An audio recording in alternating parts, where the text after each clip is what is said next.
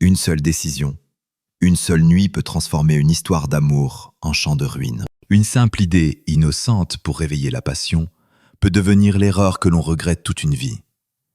Car le plus dangereux dans un couple, ce n'est pas toujours l'infidélité, mais les jeux avec la confiance.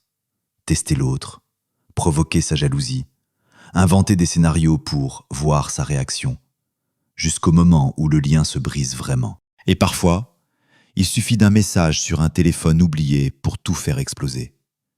Bienvenue sur la chaîne Histoire d'infidélité. Ici, chaque récit met à nu ce qui se passe derrière les portes fermées des relations, secrets, mensonges, pardon ou séparation définitive. Dans les commentaires, écrivez de quelle ville vous nous écoutez et quel temps il fait chez vous en ce moment. Pluie, soleil, nuit tardive ou petit matin silencieux. Installez-vous confortablement, car ce qui va suivre pourrait bien vous faire regarder votre propre histoire d'amour d'un tout autre œil. Dès son plus jeune âge, Claire était une petite fille indépendante et têtue. Elle étudiait avec assiduité à l'école, ses parents l'adoraient et la regardaient avec admiration. Quand elle eut 15 ans, des garçons commencèrent à lui faire la cour, cherchant à satisfaire tous ses caprices. Malgré cette attention, Claire restait concentrée sur son avenir et ne laissait personne s'approcher trop près de son monde intérieur. Lorsqu'elle atteignit l'âge de 16 ans, sa mère eut une conversation franche avec elle. « Ma chérie, tu dois déjà comprendre que ton père et moi ne sommes pas éternels. De plus, tu es une très belle jeune fille et tes admirateurs vont bientôt te demander ta main. C'est ainsi que la nature est faite, on ne peut aller contre elle. Et l'amour viendra aussi frapper à ta porte un jour. » « Maman, tu me parles d'intimité, là ? » ?»« Non, ma chérie, je te parle d'amour, du véritable amour. Tu comprends ? Autour d'une belle fleur, différents insectes tournoient toujours. Et tu devras être extrêmement vigilante pour ne pas te tromper dans ton choix. Et toi, tu ne t'es pas trompée ? Moi, non. Ton père et moi vivons en harmonie. Nous t'avons, et nous rêvons qu'avec le temps, nous aurons des petits-enfants.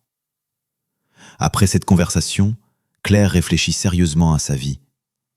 Qu'est-ce qui l'attendait ensuite ? Elle aurait bien aimé que la vie ressemble à une fête sans fin, mais elle comprenait que les fêtes perpétuelles finissent aussi par lasser. Si on mange trop souvent du chocolat, il devient écœurant et on peut finir par le détester. Un être humain doit avoir une passion. Claire aimait sincèrement les mathématiques. Elle entra à l'université en faculté de physique mathématiques, spécialité mathématiques et informatique. Là, elle fit preuve d'une discipline remarquable. Durant les 3 premières années d'études, malgré les invitations constantes de ses amis dans les clubs, aux soirées dansantes et à divers événements, elle préférait l'atmosphère paisible de la bibliothèque universitaire. C'est précisément là qu'elle remarqua pour la première fois un camarade de promotion, Thomas, qui venait aussi souvent à la bibliothèque. Avec le temps, ils firent plus ample connaissance. Thomas était quelqu'un d'ouvert, bienveillant, actif et doté d'un caractère fort. Le briser n'était pas chose facile, mais sous le poids des problèmes, il se refermait parfois sur lui-même, ne laissant personne approcher ses tourments personnels. Physiquement, il était robuste, pratiquait les arts martiaux orientaux et fréquentait assidûment les entraînements sportifs. Thomas avait déjà effectué son service militaire et vivait avec sa grand-mère Marguerite en périphérie de la ville. Du côté de ses parents, il n'avait que sa mère, mais elle habitait dans une autre ville. Un jour, Thomas invita Claire de façon inattendue dans un café. Cela parut inhabituel, car d'ordinaire il n'échangeait qu'à la bibliothèque ou pendant les cours. Claire s'inquiétait en se préparant pour ce rendez-vous et demanda conseil à son amie. Sophie, apprenant l'invitation, lui donna tout un cours sur la façon de se comporter dans un café. Et quand elle comprit avec qui exactement Claire allait se retrouver, elle fut sincèrement surprise et émerveillée. Comment as-tu réussi à faire fondre son cœur ? C'est le parti le plus convoité non seulement de notre promotion, mais probablement de toute l'université. Il est comme une forteresse imprenable. Beaucoup de filles aimeraient sortir avec lui. Si le destin te donne cette chance, sache-le. Thomas ferait un mari calme, doux, attentionné, qui apprécie la beauté féminine et sera toujours fidèle à sa femme. Regarde-le bien. Un homme magnifique. Le rêve de nos camarades de classe. Il se maîtrise parfaitement, ne court pas après les jupons. Et d'ailleurs, il travaille dans une entreprise très respectable.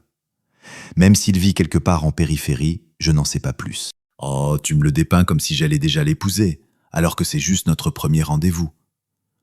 Tu ne comprends pas. J'ai remarqué depuis longtemps qu'en cours, il essaie de s'asseoir près de toi, et je ne suis pas la seule à l'avoir remarqué. Ça ne veut rien dire. On se voit souvent à la bibliothèque, et il me donne beaucoup de conseils. Pour les études et en programmation. Justement, dans l'entreprise où il travaille, on dit de lui que c'est un programmeur surdoué. Comment tu sais ça? Je travaille aussi là-bas à temps partiel. Et pourquoi tu ne l'as pas séduit toi-même? Je ne le vois qu'en cours. Il travaille surtout à distance là-bas. Et moi aussi, je travaille le plus souvent de chez moi. Et que fais-tu exactement? Je suis testeuse. Je vérifie les applications que développent les programmeurs de l'entreprise et je cherche les bugs et les failles. Rien d'extraordinaire pour des gens comme nous. Je peux aussi créer un site sur commande. Tu en aurais besoin d'ailleurs? Sophie, je peux le faire moi-même, mais à quoi bon? D'accord, ne te vexe pas. Dans quel café t'a-t-il invité? Au Madagascar. Excellent café, j'y suis déjà allé. Thomas avait effectivement remarqué Claire depuis longtemps. Elle se distinguait parmi les nombreuses filles qu'il connaissait. Elle avait cette gravité, cette détermination et cette relation profonde avec les études. Il l'avait repérée ce jour où elle était assise avec un carnet devant le livre de Dave Thomas et Andy Hunt, le programmeur pragmatique. Votre chemin vers la maîtrise. Ce livre, publié pour la première fois en octobre 1999, venait tout juste d'arriver à la bibliothèque et connaissait un succès énorme. Ce n'était pas un manuel au sens strict, c'est plutôt un ensemble de recommandations pour perfectionner les compétences d'un programmeur. Après ce jour, Thomas observa constamment Claire. Quelques jours plus tard, il se décida à lui parler de ce livre. Cela semblait un peu maladroit, car ils étudiaient dans la même promotion et assistaient aux cours dans la même salle. Mais ce fut ainsi que naquit leur relation. Quelque temps après, Thomas trouva le courage de raccompagner Claire chez elle. Ils se fréquentèrent pendant plusieurs mois, et un jour il l'invita à passer un moment ensemble au café Madagascar. Il connaissait bien cet endroit. Après les entraînements, ses amis et lui y allaient souvent, car la nourriture y était savoureuse et les prix tout à fait abordables. Le rendez-vous eut lieu. Thomas et Claire entrèrent dans le café, où une table près de la fenêtre était déjà préparée pour eux. Claire se rendit immédiatement aux toilettes pour rafraîchir son maquillage. Thomas, après avoir salué des connaissances au bar, c'étaient des membres de son club de sport, rejoignit leur table. Ils s'installèrent, savourèrent le dîner et engagèrent une conversation tranquille sur la programmation qui les intéressait tous les deux. En soirée, le café se remplit de monde. La musique commença. Les premiers couples apparurent sur la piste de danse. Thomas invita Claire à danser et elle accepta avec joie. C'est précisément ce soir-là qu'il lui fit sa demande. Et à sa propre surprise, elle accepta immédiatement. Les parents de Claire, après avoir fait la connaissance de Thomas et s'être assurés du sérieux de ses intentions, l'accueillirent et commencèrent à préparer le mariage. À la cérémonie furent invités quelques camarades de promotion, parmi lesquels se trouvait la Miss Sophie. 5 années passèrent. Claire et Thomas terminèrent l'université. Thomas resta travailler dans la même entreprise qu'il avait embauchée dès la première année. Avec le temps, il devint chef du département de programmation. Sophie y travaillait également, aidait les programmeurs et s'occupait des tests. Claire fut engagée comme programmeuse dans une entreprise située non loin du lieu de travail de son mari, et ils se retrouvaient souvent tous les trois dans un café voisin à l'heure du déjeuner. Et voilà qu'un jour, alors que Thomas s'était attardé au bureau et que Claire et Sophie étaient assises au café, Claire déclara soudain : « Sophie, j'ai besoin d'aide. » »« Claire, je suis toujours prête à t'aider. »« De quoi as-tu besoin exactement ?»« J'ai besoin d'un amant. »« Tu as des problèmes avec Thomas ?»« Non, aucun problème. Je l'aime et il m'aime. Je veux simplement voir sa jalousie. »« Pourquoi faire ? Ça rafraîchira notre relation. »« Tu dis n'importe quoi. Un amant détruira votre mariage. Thomas te quittera. » « Non, il n'y aura pas de véritable amant. Ce sera un homme imaginaire. Mais je vais créer des preuves qui feront croire qu'il existe. » « Tu penses vraiment que Thomas va croire ça ? Il est tellement attentif qu'il anticipe tout. Je n'ai même pas encore le temps de ressentir un mal de tête qu'il m'apporte déjà un cachet. Écoute, ton mari est quelqu'un de très profond, déterminé et doté d'une volonté forte. Il est difficile à ébranler. Mais sous la pression de tourments intérieurs, il est capable de se refermer. Ce que tu proposes pourrait provoquer chez lui une réaction trop violente. Mais ce n'est qu'une farce. Il a un esprit froid et un sens moral aiguisé. Je ne prendrai pas ce risque. Alors tu vas m'aider ou non? Je suis ton ami, mais si tout se passe mal, ne dis pas que je ne t'avais pas prévenu. Que dois-je faire? Il faut créer l'illusion que j'ai commencé une romance platonique pour qu'il commence à me surveiller. Ne dis pas de bêtises. S'il commence vraiment à te surveiller, ça voudra dire une chose, il pensera sérieusement à te quitter. Et même si tu lui expliques tout, un mur de méfiance s'érigera entre vous, un véritable mur. Je suis certaine que notre amour deviendra plus fort, ou disparaîtra complètement. Bon, d'accord, que faut-il faire? Voilà qui est mieux. J'ai acheté 2 téléphones avec d'autres numéros. Il faut créer une correspondance sur plusieurs mois entre eux. Un téléphone sera pour moi, l'autre, je te le donne. Et qu'allons-nous faire? Tu vas m'écrire des messages en te faisant passer pour un homme amoureux de moi qui s'appelle Julien, et je lui répondrai, c'est-à-dire à toi. Et où êtes-vous censé vous être rencontrés? Disons comme ça. Il m'aimait depuis le lycée, mais n'osait pas m'approcher. Puis il a mûri, est devenu un homme d'affaires prospère, mais m'aime toujours, et c'est pourquoi il n'est toujours pas marié. Et que devons-nous écrire? C'est simple. Écris que tu m'aimes, que tu ne peux pas passer une journée sans admirer ma beauté, que mon mari n'apprécie pas ma beauté, mais que toi tu es prêt à m'offrir une vie meilleure. En gros, quelque chose dans ce genre. Et si Thomas a le temps de te frapper ou de te faire du mal avant que tu avoues que c'est une blague, tu comprends à quel point cette idée est stupide. L'idée n'est pas stupide, elle me plaît.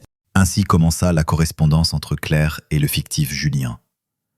Claire s'appliqua avec tout le sérieux à surveiller son mari. Un jour, elle profita du fait que Thomas avait oublié son téléphone à la maison et y installa une application permettant de suivre sa localisation et même, si elle le souhaitait, d'activer le microphone du téléphone pour entendre ses conversations, tandis que le téléphone restait en apparence inactif. Thomas percevait toujours avec beaucoup de finesse l'humeur de sa femme. C'est pourquoi il fut alerté par le fait qu'au cours des 2 derniers mois environ, quelque chose d'invisible semblait s'être dressé entre Claire et lui. Elle s'était mise à se comporter de manière distante et froide, cherchant sans raison à critiquer ses paroles ou ses actes. Plusieurs fois, Thomas tenta de discuter avec elle de son comportement, mais Claire esquivait habilement la conversation.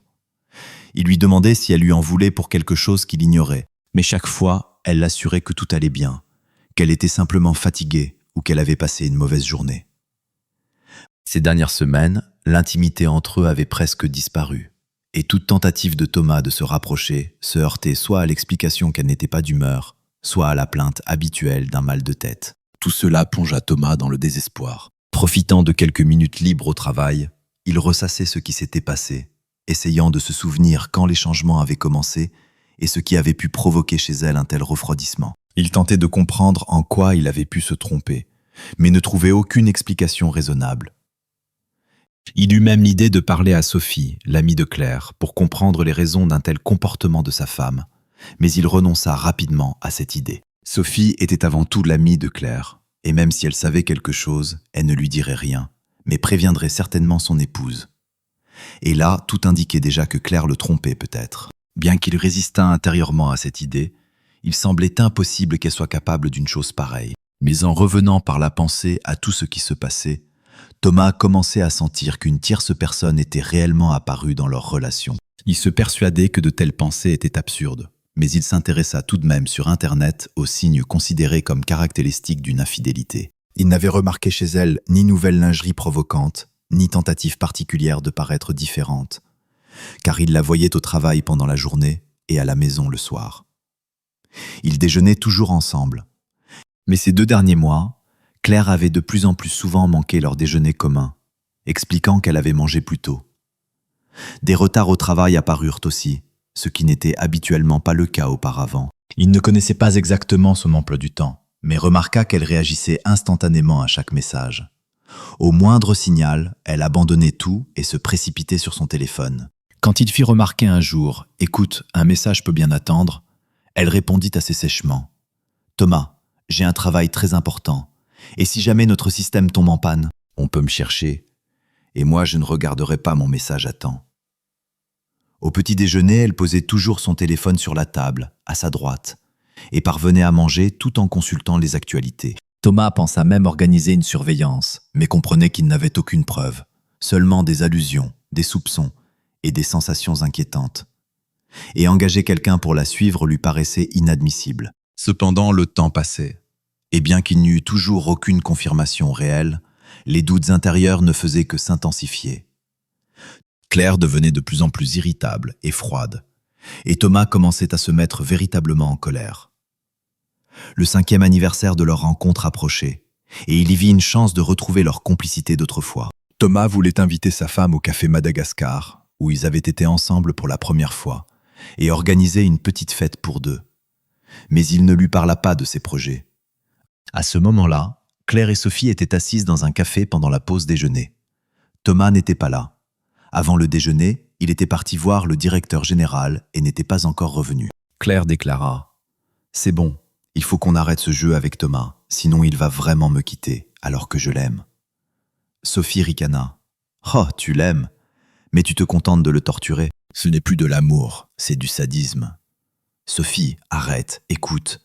J'ai réservé une table au Madagascar, ce café même où Thomas et moi avons eu notre premier rendez-vous il y a 5 ans. Je t'ai invité avec ton copain. Il y aura aussi quelques-unes de nos amies de l'université. D'accord. Et tu vas raconter toi-même à Thomas cette soirée? Non. Tout se passera très différemment. Sophie s'inquiéta. Tu me fais peur. Je vais faire comme ça. Demain, c'est vendredi. Je prendrai mon petit déjeuner avant lui et je partirai travailler pendant qu'il sera sous la douche. Il prend une douche tous les matins? Oui, matin et soir. Ensuite, je l'ai habitué à ce que pendant le petit déjeuner, mon téléphone soit toujours posé sur la table de la cuisine à côté de moi. Il sait à quel point les messages sont importants pour moi. Et quand il sortira de la douche et commencera son petit déjeuner, un message arrivera sur le téléphone oublié, envoyé par mon admirateur qui m'écrit depuis 2 mois des déclarations d'amour. Et ensuite, Thomas lira le message. Il sait que c'est important pour moi de tout vérifier. Il verra le message, puis il ira regarder la correspondance. Et quand il lira que Julien m'a donné rendez-vous au café Madagascar, il se précipitera là-bas pour régler l'affaire. Et là, nous l'accueillerons et nous lui expliquerons tout. Sophie eut un rire nerveux. Ah oui, et on recevra peut-être une gifle pour cette farce idiote. Tu es allé trop loin. N'aie pas peur. Thomas ne lèvera jamais la main ni sur moi ni sur mes amis. Et puis, je le contrôle complètement. Je vois tous ses déplacements. Quand il ira ce soir au Madagascar, je verrai tout. Bon, tu en sais plus que moi, mais moi je ne prendrai pas un tel risque. Le vendredi matin, Claire se leva tôt, prit une douche et s'installa précipitamment pour prendre son petit déjeuner. Sur la table à côté d'elle se trouvait non pas son téléphone habituel, mais ce fameux second appareil acheté spécialement pour la farce. La semaine dernière, Thomas s'était habitué à attendre qu'elle prenne son petit déjeuner seule. Claire lui répétait constamment qu'il occupait soi-disant tout son espace dans la cuisine, alors qu'elle avait besoin de se préparer mentalement pour sa journée de travail. Quand Thomas termina sa douche matinale, Claire avait déjà claqué la porte derrière elle et était partie. Thomas s'habilla tranquillement et se dirigea vers la cuisine. Alors qu'il avait presque terminé son petit déjeuner, un court signal de message retentit, semblant venir de sous une serviette sur la table. Il fut surpris. Quelle étourdie! Elle a oublié son téléphone, alors qu'elle criait toujours à quel point il était important d'être joignable. Il faut voir ce que c'est et de lui apporter au travail. Il prit le téléphone, ouvrit le message, et ses mains tremblèrent. Quelqu'un prénommé Julien avait écrit « Ma chère Claire, tout reste valable. Je t'attends comme convenu à 18h au café Madagascar. J'ai hâte de te voir. Je sais que tu n'es pas disponible, mais je rêve de conquérir ton cœur et de t'appeler un jour ma bien-aimée. Je veux voir de nombreux levers de soleil avec toi. » Thomas posa le téléphone sur la table. Il s'avérait que le jour précédent le 5e anniversaire de leur rencontre, sa femme avait rendez-vous avec un homme. Et en plus dans ce café même où leur histoire avait commencé. Tout cela expliquait parfaitement son comportement ces derniers mois. Il parcourut la correspondance. On y racontait l'histoire d'une connaissance du lycée nommée Julien, qui était soi-disant amoureux de Claire depuis l'époque du lycée. Dans les premiers messages, il écrivait « Ma bien-aimée Claire, depuis de nombreuses années, je t'aime désespérément. Et aujourd'hui, en te voyant par hasard dans un centre commercial, j'ai compris que mes sentiments n'avaient pas disparu. J'ai donc acheté un téléphone pour toi, exactement comme le tien. Il servira uniquement à notre communication. Je sais que tu es marié, et je ne permettrai jamais de quantir ta réputation. Ton Julien. » Claire répondait « Julien, merci pour ce cadeau si généreux. Oui, j'utiliserai ce téléphone uniquement pour communiquer avec toi. et je le vérifierai 2 fois par jour, matin et soir. Honnêtement, tu m'as toujours plu. Et maintenant, tu es un homme très confiant et séduisant, qui me fait même tourner la tête. Mais au lycée, il me semblait que tu aimais Zoé de la classe parallèle et que tu partageais ses sentiments. Julien répondait. Mon amour, tout était différent. Zoé est ma cousine. Nous habitions dans le même quartier. C'est pourquoi nous allions ensemble au lycée. Tout le monde a cru pour une raison quelconque que nous formions un couple. Elle est mariée depuis longtemps et heureuse. Claire écrivait. Julien, mais comment se fait-il que tu ne sois toujours pas marié? Tu étais l'âme de notre groupe, toutes les filles t'admiraient, moi aussi. Julien répondait. Tu m'aimais et je ne l'ai pas remarqué. Quel aveugle j'étais. Mais maintenant tu es marié et je suis certain que tu as choisi quelqu'un de bien. Claire lui écrivait. J'aime et respecte vraiment mon mari. C'est quelqu'un de bien. Je ne le tromperai jamais. Mais tu n'imagines même pas à quel point je suis troublé depuis notre rencontre. Je regrette que nos chemins ne se soient pas croisés plus tôt, avant mon mariage. Après avoir parcouru les premiers messages, Thomas ne continua pas sa lecture. Il avait déjà clairement compris que leur relation évoluait. Quant au logiciel de surveillance installé par Claire, il l'avait découvert le jour même de son apparition sur son téléphone, mais ne l'avait pas supprimé volontairement, voulant comprendre où tout cela menait. Dans quel état il partit travailler, c'était difficile à décrire. Il ne remarqua même pas que Sophie l'observait furtivement. Après avoir travaillé environ 30 minutes, Thomas se leva soudainement et se dirigea d'un pas ferme vers le bureau du directeur général. Il y resta près d'1 heure. Sophie apprit par la secrétaire qu'une réunion sur un nouveau concept logiciel avait eu lieu et que Thomas avait proposé une solution très réussie. Elle téléphona immédiatement à Claire pour lui annoncer qu'apparemment, Thomas savait déjà pour le rendez-vous au café. Après la réunion, avant le déjeuner, Claire appela son mari. « Thomas, je ne viendrai pas déjeuner, j'ai un travail urgent. » Et avant qu'il puisse dire quoi que ce soit, elle raccrocha. Thomas voulut parler à Sophie, mais on lui dit qu'elle était partie pour raisons familiales. En réalité, Claire et Sophie s'étaient rendues au salon pour se préparer à la rencontre du soir au café. À 18h, Claire, Sophie avec son compagnon et 2 amis avec leur cavalier entrèrent dans le café Madagascar. Quand les invités demandèrent où se trouvait Thomas, Claire répondit « Les amis, il a un nouveau projet, il est très absorbé par son travail, c'est pour ça qu'il est en retard. » Tous s'installèrent à la table réservée à l'avance et les serveurs dressèrent rapidement le couvert. Claire sortit son téléphone et ouvrit l'application de surveillance de Thomas. Le programme indiquait qu'il se trouvait à la maison. Elle tenta d'activer la fonction permettant de comprendre ce qu'il faisait, mais c'était absolument silencieux. La caméra ne transmettait rien. Claire se dit que le téléphone était simplement dans sa poche. La fête continua. Au bout d'un moment, Claire demanda à Sophie d'appeler Thomas. Sophie composa son numéro, mais le téléphone ne répondit pas. Alors Claire dit « Il a probablement encore mis son téléphone en mode silencieux. Il fait toujours ça à la maison pour ne pas me déranger. Je vais lui faire une scène ce soir. » Sophie fronça les sourcils. « Claire, tout ça ne me plaît vraiment pas. Tu as dit toi-même que le directeur général a approuvé son nouveau concept logiciel pour le processus de production. Il est complètement plongé dans son travail. Voilà pourquoi il a oublié tout le reste. » Sophie secoua la tête. « Claire, la passion pour un projet, c'est une chose. Mais quand un homme a des raisons de soupçonner l'infidélité de sa femme bien-aimée, aucun travail ne peut étouffer ses pensées. Et m'aime-t-il vraiment? Il n'a même pas essayé de me surveiller. Il n'a eu aucune réaction. Peut-être qu'il te fait simplement confiance. Et quel est le résultat? Il a certainement vu la confirmation du rendez-vous d'aujourd'hui avec Julien. Et alors, rien ne s'est déclenché dans sa tête. Il n'est pas venu à mon travail. Il n'a pas fait de scandale.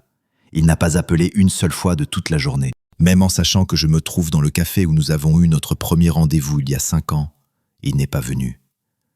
Sophie demanda doucement. « Claire, et toi? Tu l'aimes vraiment? » « Oui, beaucoup. Je ne pourrais pas vivre sans lui. » « Mais comment dois-je comprendre une telle indifférence? Attends, il y a 2 mois tu me racontais qu'il devinait tous tes désirs, que tu avais à peine le temps de penser à un mal de tête qu'il t'apportait déjà un cachet. Oui, c'est vrai. Alors qu'est-ce qui a changé? N'es-tu pas toi-même la cause de son changement? Je ne pense pas. Son travail l'a complètement absorbé. Il a simplement cessé de me remarquer. Dis-moi honnêtement, avez-vous eu de l'intimité ces derniers mois » Claire rougit. « Non, nous n'avons pas fait l'amour. Je ne l'ai même pas embrassé. C'était mon signal le plus fort que quelque chose n'allait pas entre nous. Je voulais qu'il devienne jaloux. Pourquoi ? Pour élever notre relation à un niveau supérieur. Je t'ai expliqué que c'était précisément pour cela que je préparais la surprise d'aujourd'hui. Et c'est pour cela que ces 2 derniers mois, j'ai créé l'illusion de mon infidélité. Buvons ? Elles burent. La fête à table continua. Claire vérifia encore plusieurs fois l'application de surveillance. Le point sur la carte indiquait invariablement que le téléphone de Thomas restait à la maison. Et soudain, un appel. Cette fois, Thomas répondit. « Oui, j'écoute. » « Thomas, non, c'est moi qui écoute. » La voix de Claire tremblait. « Et que veux-tu entendre ? Où es-tu et que fais-tu ? L'application de surveillance que tu as installée il y a 2 mois devrait montrer que je suis à la maison. Et que fais-tu là-bas ? Je prépare ma dernière valise. Et où comptes-tu partir ? Il y a un endroit. Pour longtemps ? Tu vois, tu as une liaison avec Julien. À en juger par votre correspondance, vous vous aimez. J'ai donc décidé de partir pour ne pas te gêner. Je t'aime et je veux que tu sois heureuse avec celui qui est cher à ton cœur. Thomas, je t'aime aussi énormément. Il n'y a aucun Julien. Personne n'est amoureux de moi. Maintenant, c'est toi qui plaisantes. Nous n'avons pas été intimes depuis longtemps. Tu es devenue irritable et cassante. Et ne dis pas que tu me respectes. Tu as prouvé le contraire ce soir. Même si tu n'as pas d'amant, tu simules l'infidélité avec génie. Et aujourd'hui, alors que demain cela fera 5 ans que nous avons eu notre premier rendez-vous, tu n'es pas à la maison pour une raison quelconque. Claire murmura abasourdie. Demain ? Oui, demain. Et tu célèbres déjà ce jour avec Julien. Comme le premier et comme le dernier avec moi. Thomas, Julien n'existe pas. C'est un personnage inventé. Je ne t'ai jamais trompé. J'ai tellement honte de ce que j'ai fait pendant 2 mois. Et cette soirée aussi est une erreur. Je ne voulais pas te faire de mal. Je voulais raviver notre relation. Thomas dit froidement. Je viens de finir de faire mes bagages. Pour que tu saches, c'était mon second voyage. Je n'ai pris que mes affaires personnelles. Au moment où tu rentreras à la maison, je n'y serai plus. Si tu as une liaison, alors peut-être devrais-tu rentrer à la maison avec ton amant et m'oublier. Et ne m'appelle pas. Et ne me cherche pas. Entre nous, c'est terminé. Mais je n'ai aucune liaison. Je t'en prie, s'il te plaît, viens au café et viens me chercher. Je t'expliquerai tout. Nous devons parler. En réponse retentirent de courtes sonneries. Il avait raccroché. Claire laissa retomber sa tête, épuisée, des larmes coulant sur ses joues. Sophie, remarquant son état, accourut de la piste de danse. « Claire, que s'est-il passé ?»« Sophie, Thomas ne viendra pas. Il m'a quitté. Il a pris ses affaires et il est parti. »« Mon ami, qu'as-tu fait ? Je t'avais prévenu. Mon ami, qu'as-tu fait ? Je t'avais prévenu. » Pendant ce temps, Thomas laissa son téléphone sur la table de la cuisine à côté de l'appareil que Claire utilisait pour la correspondance. Il prit le reste de ses affaires, sortit de l'appartement, descendit jusqu'à sa voiture et partit. Claire, comprenant que la soirée touchait à sa fin, donna de l'argent à Sophie et lui demanda de payer pour tout le monde. Après avoir dit au revoir aux invités, elle sortit presque en courant du café, héla un taxi et 15 minutes plus tard, elle était devant chez elle. À la fenêtre de la pièce où Thomas travaillait habituellement, la lumière était allumée. Elle monta rapidement à son étage, ouvrit la porte en grand et découvrit un appartement vide et silencieux. Sur la table de la cuisine se trouvaient 2 téléphones. Il n'y avait aucun moyen de joindre Thomas. Et soudain, son téléphone sonna. Sur l'écran, Sophie. « Claire, comment vas-tu ? » ?»« Je ne l'ai pas trouvé et je ne sais pas où il est maintenant. »« Comment ça, tu ne sais pas ? Réfléchis. » »« Il est peut-être allé chez sa grand-mère, chez Marguerite, mais il a dit de ne pas le chercher et de ne pas l'appeler. Il ne veut pas me parler. Je ne sais pas quoi faire. »« Tu veux qu'on vienne avec mon mari ? Peut-être qu'il aura une idée. » »« Il sait toute l'histoire ? » ?»« Non, c'était notre secret. Venez demain. Aujourd'hui, nous ne résoudrons rien. » Pendant ce temps, Thomas était effectivement arrivé chez sa grand-mère dans sa maison en périphérie de la ville. Il y a peu de temps encore, c'était un village, mais la ville s'était progressivement étendue et l'avait absorbé. Maintenant, la maison avait l'eau courante, le gaz, le chauffage. Sur initiative de Thomas, la maison avait été entièrement rénovée. Un deuxième étage avait été ajouté. Thomas et Claire s'y installaient habituellement. Dans la cour se trouvait une remise avec du bois pour le bain russe que Thomas maintenait en parfait état. Marguerite savait que son petit-fils avait l'intention de venir. Il était arrivé dans l'après-midi, avait apporté des affaires, les avait montées au deuxième étage et avait dit « Je vais chercher le reste et je reviens ».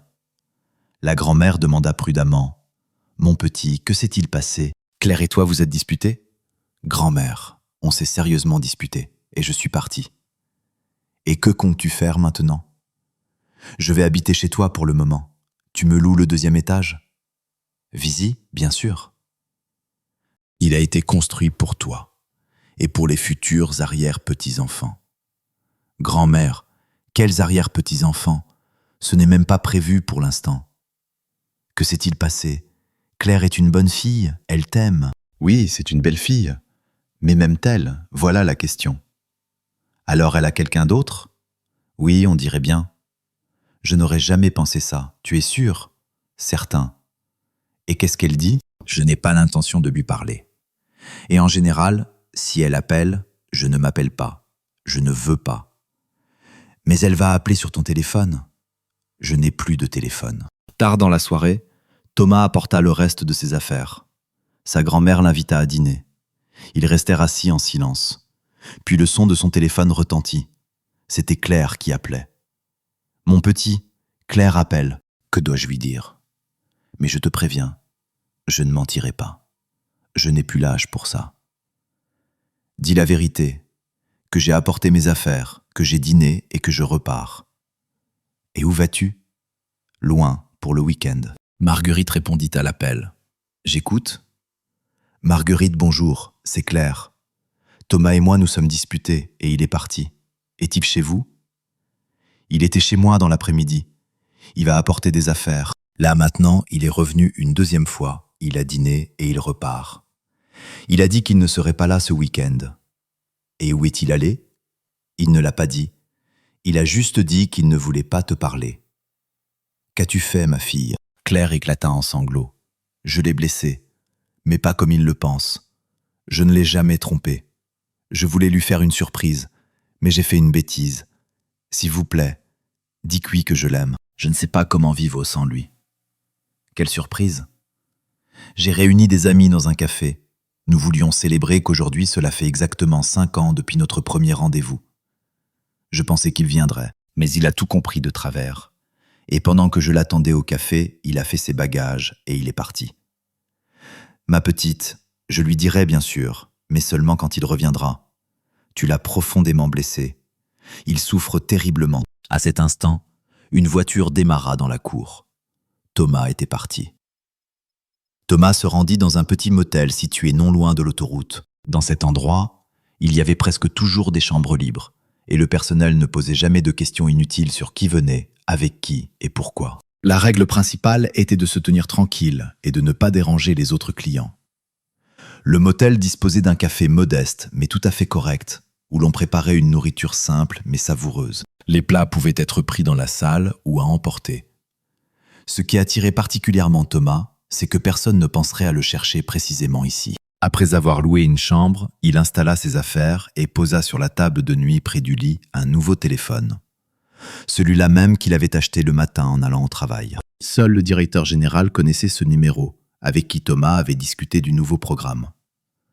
Au cours de cette conversation, il avait mentionné sans rien cacher qu'il avait de sérieux problèmes familiaux à la maison. Le directeur ne voulait pas perdre un spécialiste précieux qui non seulement connaissait parfaitement tout le cycle de travail de l'entreprise, mais avait aussi proposé une amélioration significative du processus d'automatisation de la production. Pour le soutenir, le directeur lui raconta sa propre histoire. Il dit « Thomas, je ne vais pas m'immiscer dans tes affaires familiales. Tu es le seul à pouvoir les résoudre. Moi-même, j'ai eu une femme. Elle m'a donné un fils. Et quand l'enfant a eu 4 ans, j'ai découvert qu'elle avait un amant. À l'époque, je travaillais comme ingénieur en chef. Je gagnais très bien ma vie et je me préparais à occuper le poste de directeur général. J'ai raconté franchement la situation à mon supérieur.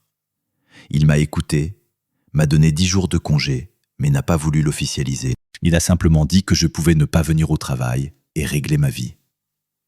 Le lendemain, j'ai déposé mon fils à la crèche. Je suis rentré à la maison et j'ai rassemblé toutes les affaires de ma femme. Elle devait, selon ses dires, aller au salon de beauté le matin, puis soutenir une amie qui avait encore un malheur quelconque. Mais je savais avec certitude qu'à 15 heures, elle retrouvait son amant dans un restaurant d'hôtel où elle avait déjà réservé une chambre. Je ne me suis pas précipité là-bas comme un jaloux. Je suis allé directement au restaurant et me suis assis à leur table. Son amant n'était pas là à ce moment-là. Il s'était absenté un instant. Ma femme, en me voyant, écarquilla les yeux de surprise et dit « Chérie, quelle surprise inattendue! Tu ne devrais pas être au travail ?» J'ai répondu calmement « Et toi, tu ne devrais pas consoler ton ami qui a encore des ennuis ?» Quant à moi, j'ai pris mon après-midi. J'ai mes affaires personnelles. Au fait, je t'ai vu entrer dans le restaurant et j'ai décidé de me joindre à toi. Nous devons parler sérieusement. Elle prit un air innocent et demanda « Quelles affaires personnelles ? On peut parler à la maison ?» À ce moment, son amant revint à la table et demanda sèchement « Monsieur, vous ne vous êtes pas trompé de table ? C'est occupé ici. » Je l'ai regardé et j'ai dit « Non, je ne me suis pas trompé. Cette femme est mon épouse et je lui parle. » Ma femme intervint aussitôt. « Chérie, tu es grossier. » J'ai demandé calmement « Grossier ? Tu connais cet homme ? » « Oui, nous nous connaissons un peu, c'est Victor. » J'ai dit « Je sais parfaitement ce qui se passe entre vous. Et si tu le connais un peu, cela ne lui donne pas le droit de me parler grossièrement et sans respect. » Victor tenta d'intervenir dans la conversation, mais je l'ai coupé net. « Je parle avec ma femme et je n'ai pas besoin de votre participation. » Ma femme essaya de garder bonne contenance et dit « Chérie, tu te trompes. Il n'y a rien entre Victor et moi. Nous nous sommes juste rencontrés par hasard. » J'ai dit calmement « Oui, une rencontre particulièrement fortuite, pour laquelle tu as réservé une chambre dans cet hôtel. » Victor comprit à ce moment qu'il n'était pas juste un étranger. Il réalisa que j'étais le mari de Marina, mais c'était trop tard. Je lui ai dit « J'ai rassemblé toutes tes affaires. Tu as 3 jours pour les récupérer. Si tu ne les prends pas, je les emmènerai à la décharge. » Ma femme s'exclama « Qu'est-ce que tu racontes ? Je ne t'ai donné aucune raison de penser du mal de moi. » J'ai répondu « Je sais absolument tout sur toi et sur lui. Tu vis avec moi uniquement parce que pour toi je suis un porte-monnaie auquel il est difficile de renoncer. Mais tu ne tiens pas compte d'une chose, le porte-monnaie ne veut plus vivre avec toi. » Elle tenta de jouer sa dernière carte. « Et notre fils alors ?» J'ai dit « Mon fils vivra avec moi. J'ai fait un test ADN, c'est mon enfant. Si tu essaies de t'y opposer, je vous détruirai tous les deux, toi et Victor. » Après ces mots, je me suis levé et je suis parti. Plus tard, bien sûr, il y a eu beaucoup de difficultés, mais j'ai obtenu le divorce. Mon fils est resté avec moi, et à la crèche où j'emmenais l'enfant, j'ai fait la connaissance d'une femme. Elle y amenait sa fille. Son mari l'avait quittée en apprenant qu'elle était enceinte. Elle ne savait rien de moi. C'est mon fils qui nous a présentés. Il a pris la défense de sa fille un jour, quand d'autres garçons l'embêtaient. Thomas demanda au directeur « Et vous êtes avec elle maintenant ?» Le dirigeant sourit. « Elle est maintenant ma femme, et nous avons eu un autre fils. Alors va et règle tes affaires. Je ne te donnerai aucun conseil. Tu travailles à distance sur mon ordre. J'ai besoin de résultats, pas de ta dépression. » Thomas, resté dans sa chambre, sortit une bouteille de cognac qu'il avait apportée, quelques nourritures, se versa un verre et but. Mais il ne ressentit pas le soulagement espéré. La douleur dans sa poitrine restait la même. « Eh bien oui, je ne fais pas un bon ivrogne, marmonna-t-il. Alors il ouvrit son ordinateur portable et se mit au travail, essayant de se distraire. Claire arriva tard dans la nuit chez Marguerite. Elle frappa longtemps avant que la vieille dame entende et ouvre la porte. En voyant Claire bouleversée, elle dit doucement « Entre ». La vieille dame passa à la cuisine et mit la bouilloire en route. Claire enleva sa veste et s'affala sur une chaise en face. Marguerite sortit des tasses et demanda « Tu veux peut-être manger quelque chose ?»« Non, merci, je ne peux pas manger. »« Où est Thomas ?»« Je te l'ai dit, il est parti. » Il n'a pas dit où exactement. Tu l'as profondément blessé. Il était complètement sombre de chagrin. Claire lui raconta tout en détail, absolument tout, sans cacher un seul détail. Et elle termina par ces mots. « Grand-mère Marguerite, je comprends que j'ai commis une terrible bêtise.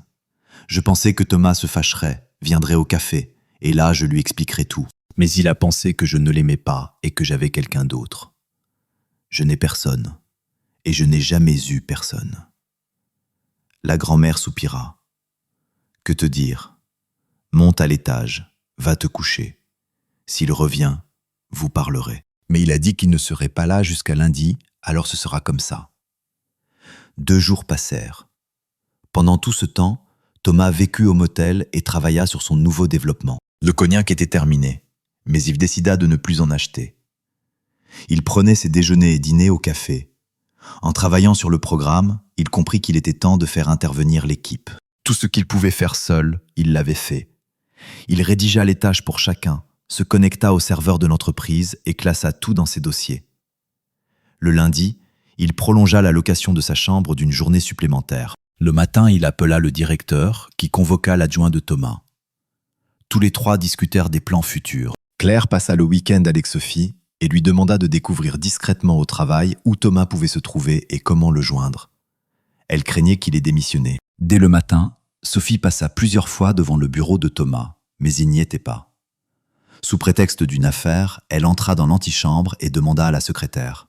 « Où est notre Thomas aujourd'hui ?» La secrétaire, qui savait toujours tout sur tout le monde, répondit calmement.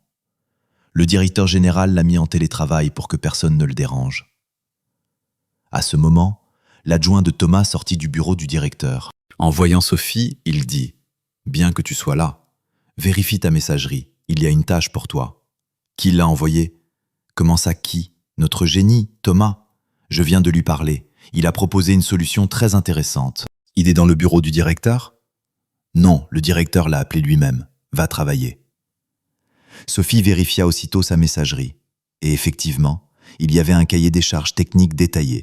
Elle se mit au travail, mais avant cela, elle appela Claire et dit « Thomas travaille à distance. Écris-lui un message, sur son adresse électronique. » Après l'appel, Sophie réfléchit, soupira profondément, puis se leva résolument et se dirigea vers l'antichambre du directeur.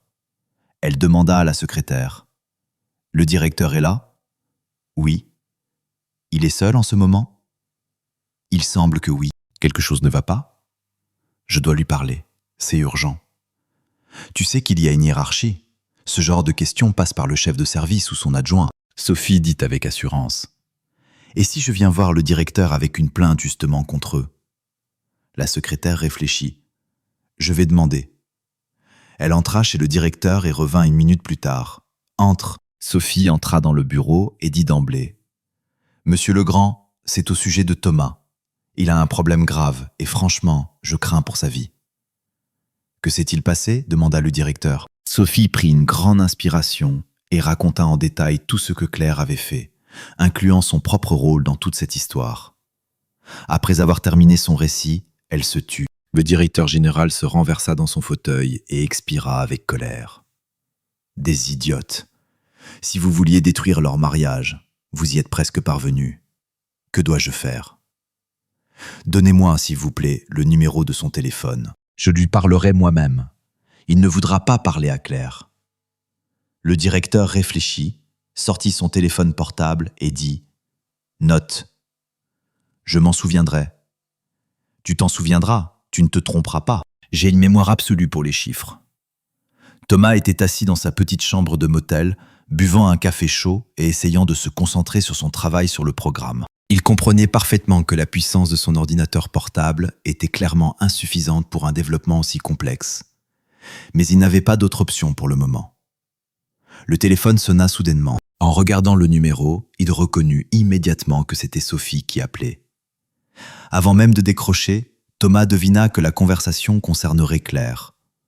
Néanmoins, il décida de répondre. À peine avait-il porté le téléphone à son oreille que Sophie se mit à parler, sans même le saluer. « Thomas, je sais tout ce qui s'est passé entre Claire et toi. Crois-moi, tout ceci n'était qu'une farce, et je l'ai aidée parce que Claire me l'a demandé. Je l'ai prévenue que ces jeux pouvaient mal tourner, mais elle assurait que c'était un pas en avant dans votre relation. alors qu'en réalité tout cela peut mener à la destruction de votre mariage. Et c'est la plus grande stupidité, parce que vous vous aimez tous les deux. Claire essaie désespérément de s'excuser, mais elle est certaine que tu ne voudras pas lui parler. Elle pense juste, répondit fermement Thomas. Je n'ai rien à discuter avec elle. Thomas, écoute, j'ai créé avec elle toute cette illusion de sa communication avec une personne imaginaire. Et à cause de cela, tu as cru qu'elle te trompait. Mais tu n'y crois pas vraiment, n'est-ce pas? Malheureusement, oui. Elle se comporte de façon très étrange depuis plus de 2 mois. Cette nuit et cette soirée au café n'ont fait que confirmer mes craintes. Mais tu n'es même pas venu au café. Tu n'as pas vu que t'attendais là-bas Claire, moi, mon mari et nos amis avec leur mari? Elle t'avait préparé une surprise. Elle a organisé une surprise, dit Thomas d'une voix amère. J'ai essayé de lui parler tant de fois. J'ai essayé de comprendre ce qui lui arrivait. Mais elle évitait les réponses, comme si tout lui était indifférent. Je suis presque certain que ce Julien existe. Et es-tu sûr qu'elle ne joue pas un double jeu avec toi aussi? Sophie soupira lourdement. Thomas, s'il te plaît, arrête. Je connais Claire depuis de nombreuses années. Si elle avait un homme, je l'aurais su. Je n'ai vu aucune trace d'infidélité. Et le téléphone d'où ces messages étaient envoyés était chez moi tout ce temps. Thomas, crois-moi, je connais Claire. Et elle ne t'a jamais trompé. Elle t'aime. Et tu le sais aussi bien que moi. Alors qui a écrit ces messages? Demanda-t-il froidement. Certains, c'était moi qui les écrivais. D'autres, c'était elle. Nous en avons inventé ensemble. Claire t'adore. Je ne sais pas. Ce jour-là, quand elle a oublié son téléphone dans la cuisine, elle ne pensait certainement pas à l'amour. Elle ne l'a pas oublié. Elle a laissé l'appareil exprès pour que tu voies le message. Thomas, s'il te plaît, parle-lui simplement. Tant que vous ne parlerez pas, tu ne comprendras rien et tu ne résoudras rien. Thomas resta silencieux un moment, puis dit doucement. Sophie, fais comme ça. Dis-lui que je l'appellerai dans quelques semaines. J'ai besoin de tout réfléchir. D'accord, Thomas, je lui transmettrai. Mais donne-moi ta parole que tu appelleras. Tu promets? Je promets. J'appellerai, mais pas maintenant, quand je serai prêt. Thomas prit congé et réfléchit. Il connaissait très bien Sophie et son mari et ne pouvait imaginer qu'ils lui mentent maintenant. Mais les doutes subsistaient. Il pensait que tout semblait crédible, sauf si Claire trompait aussi sa propre amie. Car si elle avait été infidèle, elle aurait pu tout cacher soigneusement. Les 2 semaines suivantes, Thomas resta dans un état de tension constante. Il contacta plusieurs fois le directeur général. Monsieur Legrand lui dit un jour, « Thomas, c'est moi qui ai donné ton numéro à Sophie après qu'elle m'a raconté tout ce que vous aviez fait. Ce que tu fais ensuite, c'est à toi de décider. C'est en substance une bonne nouvelle. Ta femme t'aime et ne t'a jamais trompé. Pourtant, tu continues à douter. Je ne comprends simplement pas comment vérifier tout ça. Trouve Julien. Mais il est, si on les croit, imaginaire. Où le chercher? Cherche sur le site des anciens élèves. Sûrement que quelqu'un de ses anciens camarades de classe a mis en ligne des photos de la classe. Tu trouveras peut-être des informations là-bas. Tu te débrouilles seul ou tu as besoin d'aide? Merci, je me débrouillerai seul, mais merci pour l'idée. Thomas s'inscrivit et étudia minutieusement le site. Il trouva tous ceux qui avaient étudié avec Claire dans la même classe, consulta les photos des années d'école, lut les commentaires, étudia les listes de diplômés. Cependant, ni parmi ses camarades de classe, ni parmi les diplômés de l'école, il n'y avait une seule personne nommée Julien. Leur promotion était principalement féminine. Beaucoup de garçons partaient dans différentes écoles techniques ou collèges bien avant la fin du lycée. Cela lui ouvrit les yeux sur beaucoup de choses. Après cette analyse, il ressentit un soulagement considérable. Mais il se torturait avec la question de savoir pourquoi elle avait fait tout ça. Tous ces jours, Thomas continua à vivre au motel. Chaque jour, il appelait sa grand-mère, s'inquiétant de sa santé. Il savait que Claire maintenait aussi le contact avec sa grand-mère. Elle l'appelait 2 fois par jour et venait lui rendre visite tous les 2 jours. Mais lui-même n'était pas encore prêt à rentrer à la maison ou à parler à sa femme. Il voulait se comprendre jusqu'au bout. Le week-end passa en réflexion incessante. Thomas analysait chaque geste, chaque mot, chaque détail. Et finalement, le lundi tôt le matin, il se décida enfin à appeler Claire. Elle vit un numéro inconnu et répondit d'une voix tremblante, à peine audible. « J'écoute. » C'est moi, dit doucement Thomas. Comment te sens-tu? Ta voix est faible. Claire se mit aussitôt à pleurer. Thomas, mon chéri, je suis tellement coupable envers toi. J'ai commis une incroyable bêtise et je t'ai causé une douleur terrible. Je ne sais pas ce que je ferai si tu ne reviens pas. Je ne comprends pas moi-même pourquoi et comment tout cela a commencé. Sophie a essayé de m'arrêter, mais je ne l'ai pas écouté. Je t'aime. Je n'aime que toi. Je jure que si tu reviens, je ne ferai plus jamais rien de tel. Thomas, tu reviendras vers moi? Thomas soupira. Je ne sais pas. Je n'ai pas encore décidé. Nous pouvons nous voir ce soir après le travail dans notre café, si tu es libre. Bien sûr que je suis libre. Tu n'avais même pas besoin de demander. Le soir, Thomas rendit sa chambre au motel et se rendit chez Marguerite. Là, il se changea, appela un taxi et partit pour le café. Claire était déjà assise à cette table, même où ils avaient été la première fois il y a 5 ans. Elle était assise seule, serrant nerveusement une serviette. Il y avait peu de clients. Thomas entra, s'approcha de la table et s'assit à côté d'elle. Le visage de Claire s'illumina, mais elle se reprit rapidement et se mit à raconter en détail comment elle avait créé l'illusion de son infidélité. Comment les preuves avaient été fabriquées et comment Sophie l'avait aidé à composer les messages. Quand Thomas demanda « Et pourquoi Sophie n'est pas venue ?» Claire répondit « Elle attend mon appel. Elle viendra, mais seulement avec son mari. Elle lui a raconté ce que nous avions fait. Et qu'a-t-il dit? Que nous sommes 2 idiotes sans cervelle, mais Sophie ne va plus nulle part sans lui maintenant. Alors appelle-la, qu'il vienne. » Claire composa le numéro de Sophie et lui demanda de venir avec son mari. Sophie promit d'être là dans une demi-heure et demanda de leur commander le dîner. Après avoir raccroché, Claire regarda timidement Thomas. « Tu reviendras vers moi ?» Thomas leva les yeux. « Oui, je reviendrai.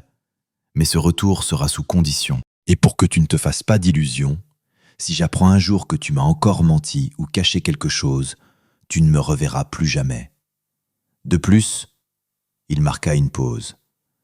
Je veux que ma vraie femme revienne. Pas cette femme irritable et froide avec qui j'ai vécu ces 2 derniers mois, mais celle dont je suis tombé amoureux il y a 5 ans et que j'ai épousée. Claire dit doucement. Thomas, je suis là. Je suis elle. C'était terriblement difficile pour moi de jouer le rôle d'une femme désagréable, nerveuse, méchante. Il était difficile de faire semblant d'être malade et froide quand je voulais t'embrasser et te serrer dans mes bras. Thomas secoua la tête. Après avoir vécu ton attitude froide, l'absence de passion, de respect, je ne suis pas sûr que tout soit si simple. Thomas, pourquoi es-tu parti alors? Demanda-t-elle timidement. Parce que dans la correspondance, il était écrit que si ce n'était pas de moi, tu aurais épousé un autre que tu aimais et que tu aurais été plus heureuse avec lui qu'avec moi. Thomas, mon amour, je n'aime que toi. Je suis vraiment désolé de t'avoir causé une telle douleur. Je ne veux pas te perdre. Alors écoute, dit-il fermement. Si quelque chose te manque dans notre relation, n'invente pas de moyen de raviver les sentiments. Parle-moi honnêtement. Tu aurais pu me perdre pour toujours?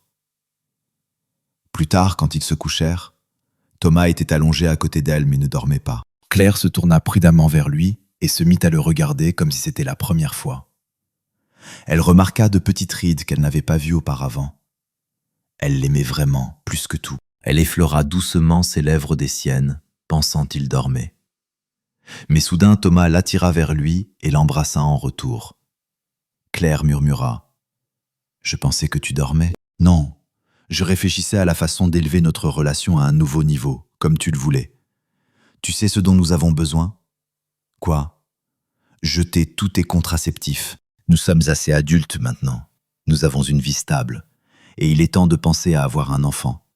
C'est seulement ainsi que tu n'auras plus le temps d'inventer toutes sortes de bêtises qui détruisent les relations. »« Tu penses vraiment ça ?» demanda-t-elle doucement.